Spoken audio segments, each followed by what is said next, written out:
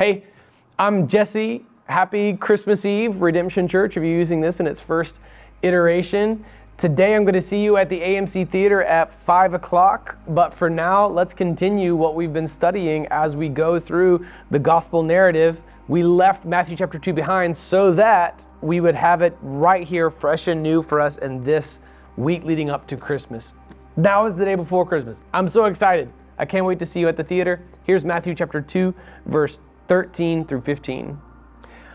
After they were gone, referring to the wise men who had just gone home by another route, an angel of the Lord appeared to Joseph in a dream, saying, "Get up, take the child and his mother, flee to Egypt, and stay there until I tell you, for Herod is about to search for the child to kill him." So he got up, took the child and his mother during the night, and escaped to Egypt. He stayed there until Herod's death, so that what was spoken by the Lord through the prophet might be fulfilled. "Out of Egypt I called my son." What's remarkable about this point of the story is that this ancient prophecy was ancient to Mary and Joseph. It's Hosea 11:1. The wise men had now gotten wise. They originally went to Herod and they didn't know who he really was, but then God spoke to them. Now God's spoken to Joseph again. This is the second time in the biblical accounts we see God speaking directly to Joseph. This time it's in a dream, and he's saying, "Get up and take the child and his mother and go to Egypt and stay there until I tell you. For Herod is about to search for the child to kill him." It's exactly what takes place in the next biblical account, beginning in verse 16 on. We see that in keeping with the timeline that the wise men had showed him, Herod he's been outwitted, and it dawns on him. So he's about to kill all the boys ages like 2 years and younger in and around Bethlehem. It's absolutely tragic. But here's what I want to show you.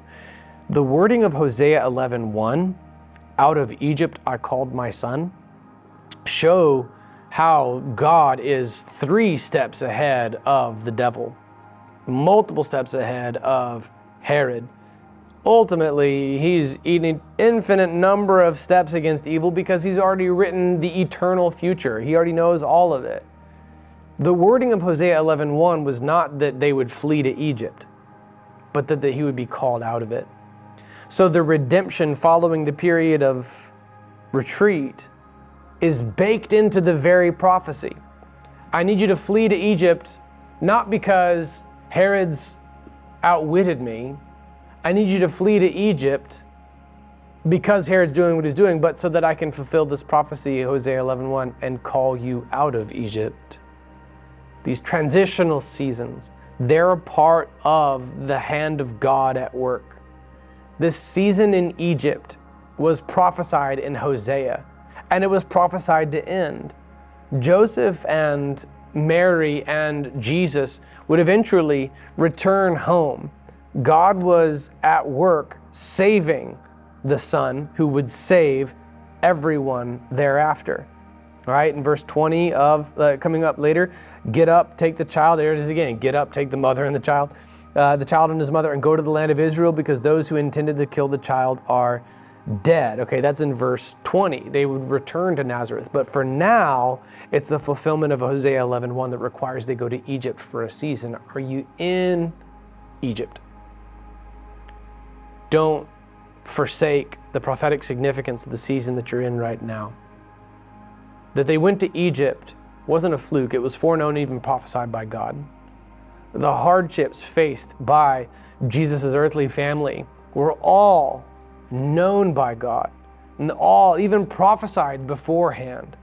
But the way that Joseph experienced it was more frenetic.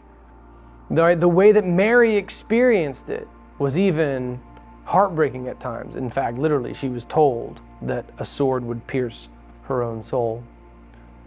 God is sovereign. He's in control. He has already written the story.